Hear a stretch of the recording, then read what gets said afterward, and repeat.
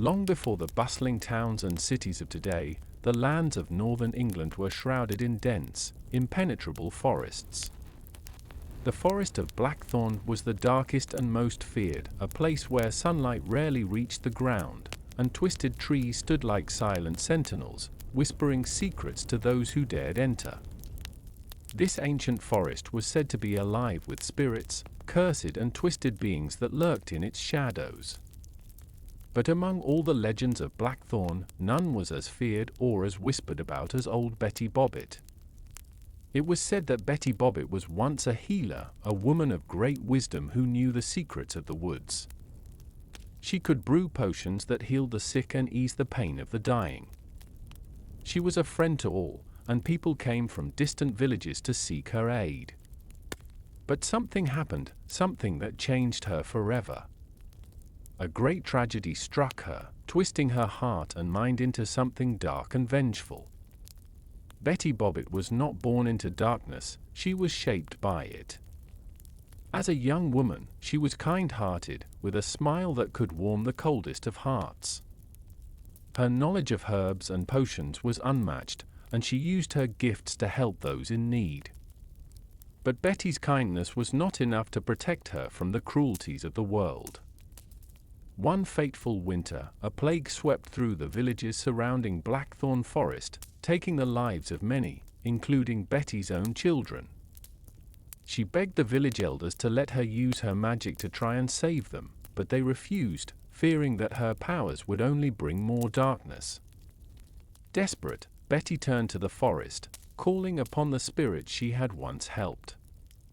The spirits answered, but their help came at a price. To save her children, Betty had to make a pact with an ancient and malevolent force within the forest. The ritual failed, and her children died in agony. The villagers, seeing the unnatural deaths, accused Betty of witchcraft. In their fear and anger, they banished her to the depths of Blackthorn, branding her a witch. Years passed, and Betty's heart grew cold. She wandered the forest, learning its secrets and growing closer to the dark power she had once feared. She mastered spells that could control the elements, bend animals to her will, and curse those who wronged her. Her eyes, once warm and kind, became as cold as the depths of winter. It was said that Betty's cabin stood at the heart of Blackthorn, a place no man dared to enter. She surrounded herself with totems and charms, relics of dark magic that protected her from intruders. Travelers who strayed too close would feel an icy chill in the air, as if the forest itself was warning them to turn back. But Betty was not alone in her exile. The forest spirits, now her only companions, whispered secrets of forgotten spells and powerful incantations. She crafted potions that could transform a man into a beast and brewed elixirs that could make the strongest warrior tremble with fear.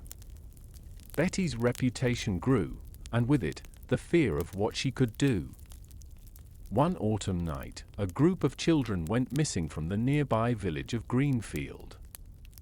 Panic spread like wildfire, and whispers of Betty Bobbitt began to fill the air.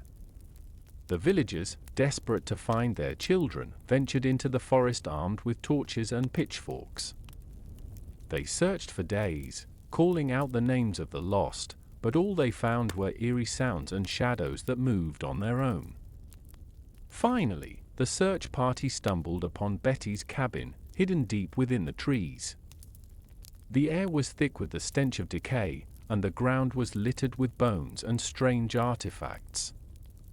As they approached, Betty appeared, her eyes glowing with an unnatural light.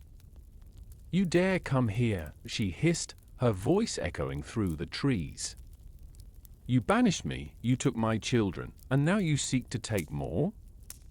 The villagers accused her of kidnapping the children, but Betty only laughed. With a wave of her hand, the ground beneath their feet began to writhe, as roots and vines snaked up to ensnare them. Some escaped, running back to the village with tales of Betty's magic, but others were never seen again. The villagers, terrified and desperate, turned to an outsider, a wandering sorcerer named Elias, who was known for his skill in combating dark forces.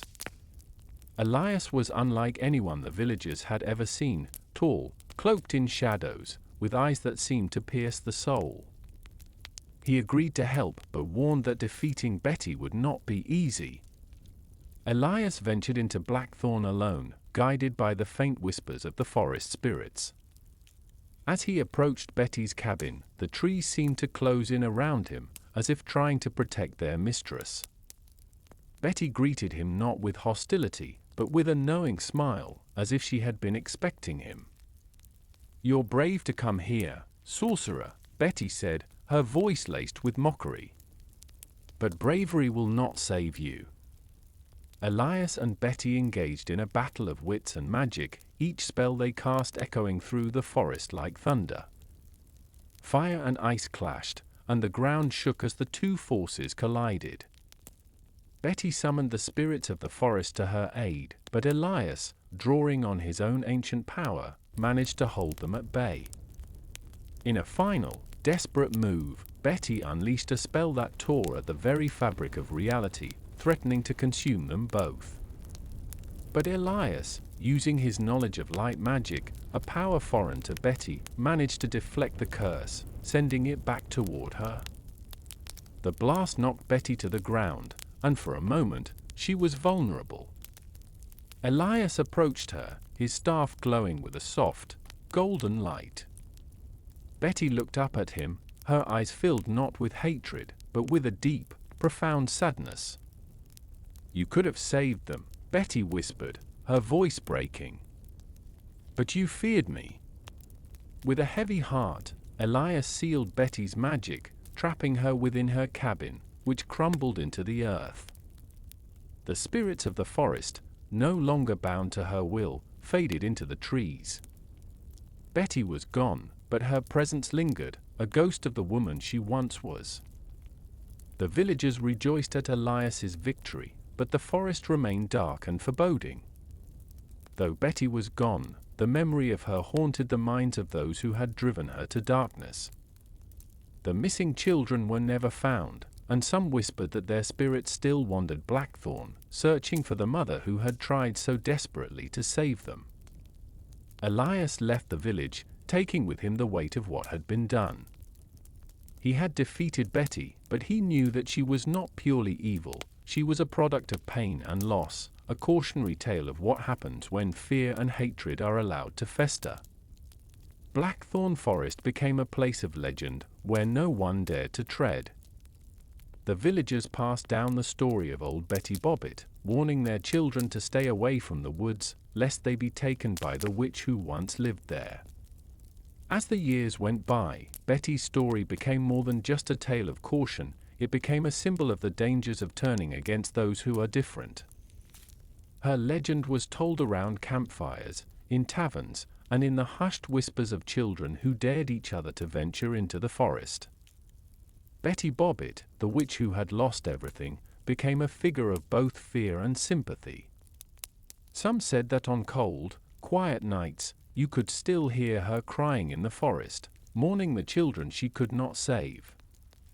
Others believed that Betty's magic lived on, hidden deep within Blackthorn, waiting for someone brave, or foolish, enough to claim it.